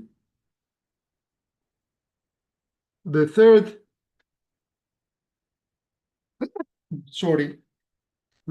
issue is identification. So what does identification mean? It means that, let's be a bit more specific. If you have a perfectly competitive market, the price and quantity means interaction of supply and demand. Okay? So, as I told you before, what you see actually in the data are equilibrium points of supply and demand. Okay? So, changes in price and quantity can result either from changing demand or changing supply. Okay? Or both. You can have changes both demand and supply. What is, as I mentioned to you, what is very, very critical here is to have variables that affect only one side of the market, either demand or supply, but not both. Why? Because how are you going to estimate one of these two curves? For example, if you have to estimate the demand, you have to have variables that basically move the supply, you see, so as that all these points can be estimated. If you can estimate these points with supply moving, then you have an estimate of the demand. Okay? So you have to find variables that affect only one side of the market. If you want it on the other side, on the other hand, to estimate the supply, you should have variables that estimate that shift the demand so as to be able to do like that, find these points and estimate the supply. Okay? Okay?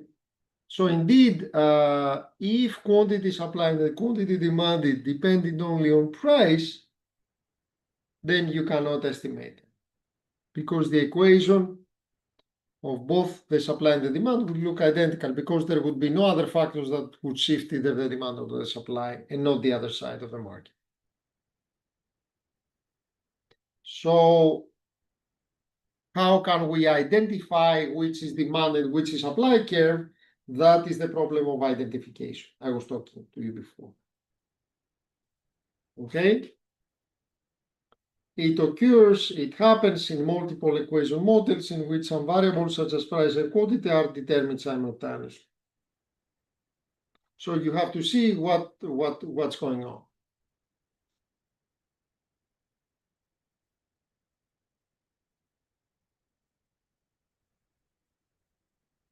Did you understand it, or because I don't want you to be lost. So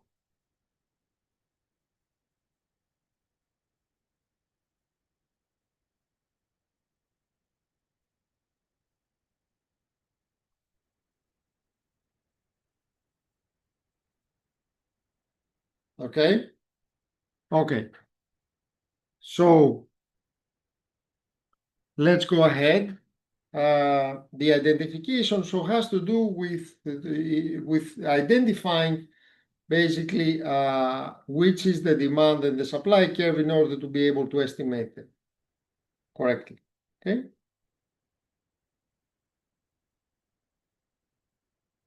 So if you have price and quantity, as I told you, and they're determined simultaneously, because when the demand moves or the supply moves or both moves, you have that the price and the price and the quantity are estimated simultaneously, then such prices are called endogenous variables because they're estimated within the model.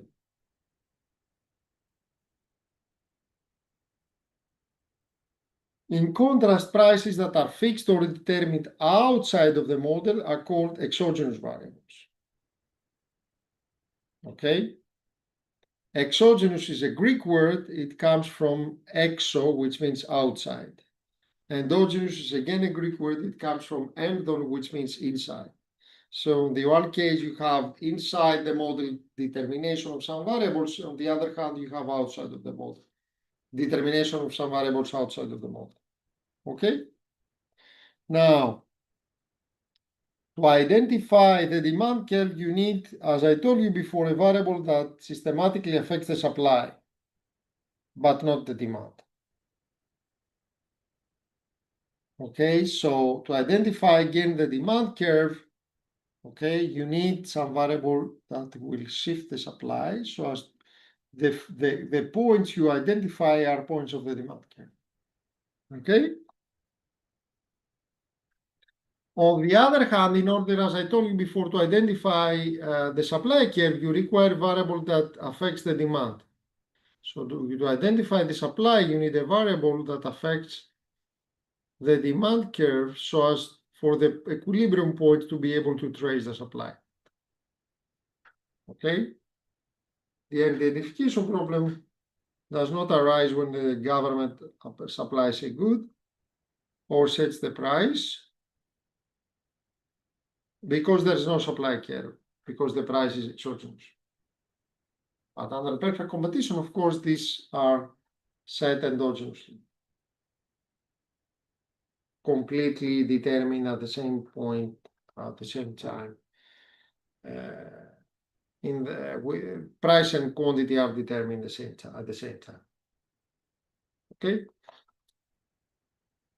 So the identification is a problem only if the price is endogenous. If the price is set by a firm or a union or something, the wage is set by a union or whatever, then you don't have identification problem. because you know the price, and then you can find the quantity out of it.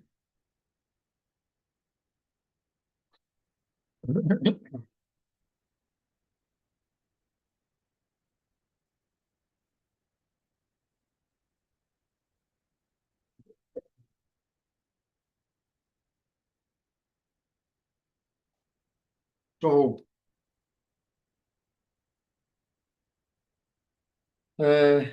standard errors of coefficients can be used to construct confidence intervals. What are the confidence intervals? They say for you, for example, when you estimate, sorry, when you estimate, let's say the elasticity is 0.3, because there is some uncertainty, because you estimate based on a sample, the confidence interval says to you that, okay, the estimate you get is 0.3, but because we cannot sure exactly if it's going to be 0.3 or different, it may be with 95% confidence from 0.2 to 0.4. That's what confidence interval means. So confidence interval means from 0.2 to 0.4, the interval between 0.2 and 0.4. This is good for sensitivity analysis because you can play, if you estimate the elasticity at 0.3 and you make your calculations using this, using this, then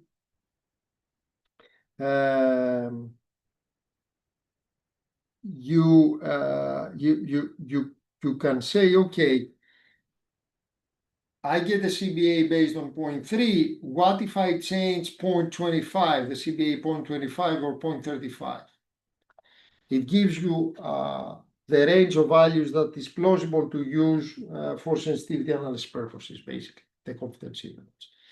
It says, for example, if you get a confidence interval that says, okay, that the elasticity is 0.3, but with the 99% confidence, the elasticity is between 0.15 and 0.45, then you cannot, it's not sensible to use as for sensitivity analysis 0.1, for example.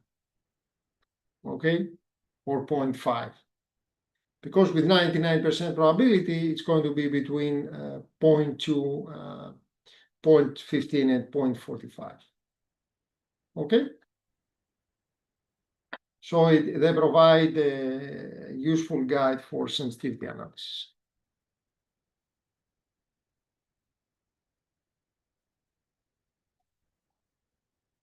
Now, another issue when we conduct the cost-benefit analysis is that we must often make predictions about the values of the variables over time. Because imagine you have a highway in BC, as I told you the other time. You must make predictions about the traffic with and without the highway the following 10, 15, 20 years. In order to do these predictions, you need some data. And you need data on the past. Based on this data, you estimate the coefficients you want, and you see if the coefficients are statistically different from zero or not. That's something very, very important.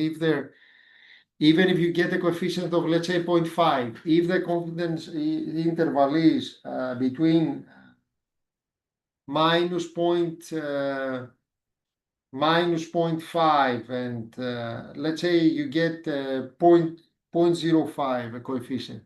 If the confidence interval is between minus 0.1 and plus 0.1, that means that the estimate may be different from zero, but it's likely that this coefficient is going to be in reality zero, because zero is within the confidence interval. That's very important when you do estimations. So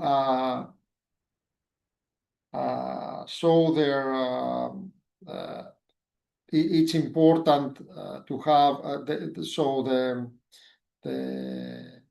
the confidence intervals are very important to derive correct confidence intervals. Okay. And also, it's very important to know if a coefficient is different from 0 or not, because that means that it affects the right-hand side variable of the equation affects the left-hand side variable or not. That is necessary in order to make predictions. Okay. So this is something that when you do CBA, you need to have in mind. You need to be able to use methods to make good predictions. Okay. Because as I told you, how are you going to predict the traffic? Let's say in the next 10 or 15 or 20 years, with and without the highway. You need to make predictions. Okay. So this is what I had to say basically for today. Do you have any questions or something you want to ask?